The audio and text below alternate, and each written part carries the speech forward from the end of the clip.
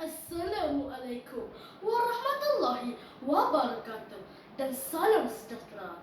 Sekalung apresiasi buat saudara pengerusi kombinasi intelektual kehakiman berintegriti, guru-guru yang disanjungi, rakan seperjuangan, seterusnya hadirin hadirat yang dikasihi. Pujangga ada mengatakan, sebuah rumah tanpa buku adalah seperti tubuh tanpa jiwa, menunjukkan bahawa betapa besar peranan buku dalam kehidupan manusia. Bertitik tolak dari kata-kata itulah tampil saya pada hari ini untuk menyampaikan sebuah pidato yang bertajuk Buku Menjana Bangsa Berilmu, Teras Negara Maju. Hadirin yang dihormati, Kamus Pelajar edisi kedua mendefinisikan buku sebagai berhelai-helai kertas berjilid yang berisi tulisan untuk dibaca atau berisi ruangan untuk ditulis. Negara maju pula dijelaskan dalam Kamus Dewan edisi keempat sebagai negara kaya yang sebahagian ekonominya bergantung kepada industri dan penduduknya menikmati taraf hidup yang tinggi. Rangkumannya, maudut pidato saya pada hari ini memperihalkan bagaimana buku mampu membentuk bangsa yang berilmu dan menjadi landasan kepada kemajuan sesebuah negara. Hadirin yang dimuliakan, intipati wacana saya yang pertama, peningkatan pendidikan dan literasi. Buku adalah asas kepada pendidikan yang berkualiti. Bak kata pepatah, buku adalah jendela ilmu. Dengan membaca buku, rakyat dapat meningkatkan literasi dan memperoleh pengetahuan baru. Peningkatan pendidikan dan literasi sangat penting dalam perkembangan sosial dan ekonomi negara.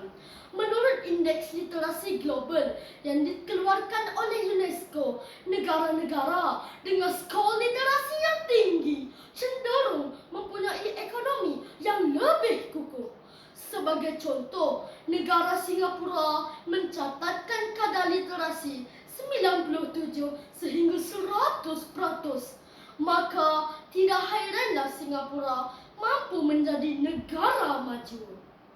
Indeks Literasi Malaysia yang dikeluarkan oleh Pusat Pendidikan dan Pembangunan UKM 2019 adalah 69.71%,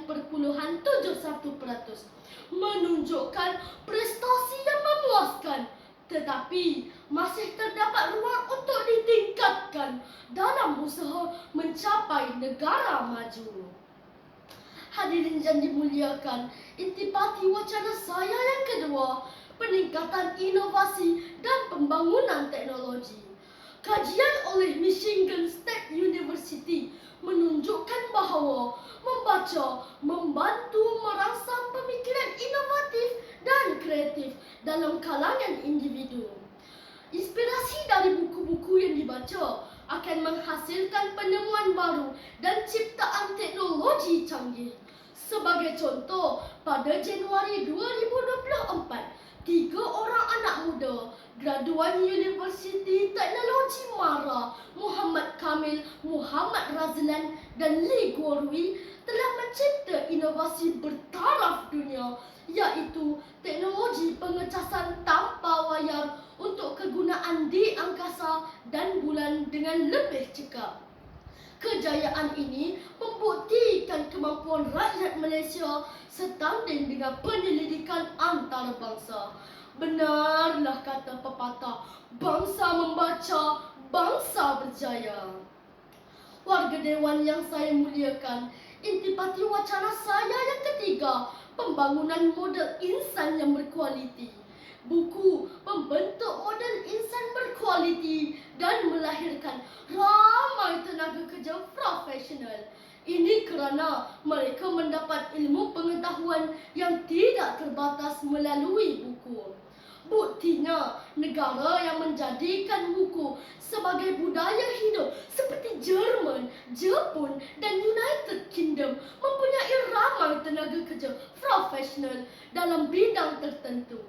Jerman terkenal dengan kepakaran dalam bidang kejuruteraan automotif.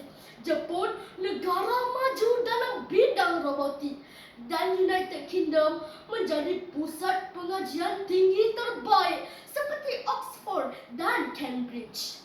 Menteri Sains, Teknologi dan Inovasi Chang Lih Kang berkata, laporan Indeks Inovasi Global 2023 menunjukkan Malaysia berada di kedudukan kedua paling berinovatif dalam kalangan negara ASEAN.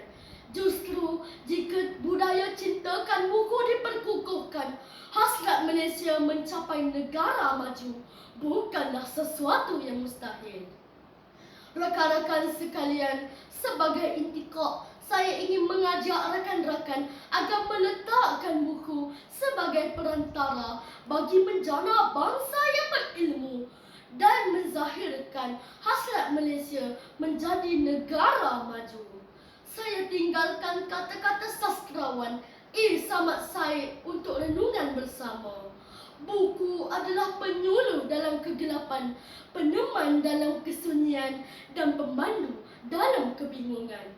Buku menjana bangsa berilmu, terus negara maju. Sekian, wabillahi taufiq wal hidayah. Wassalamualaikum warahmatullahi wabarakatuh.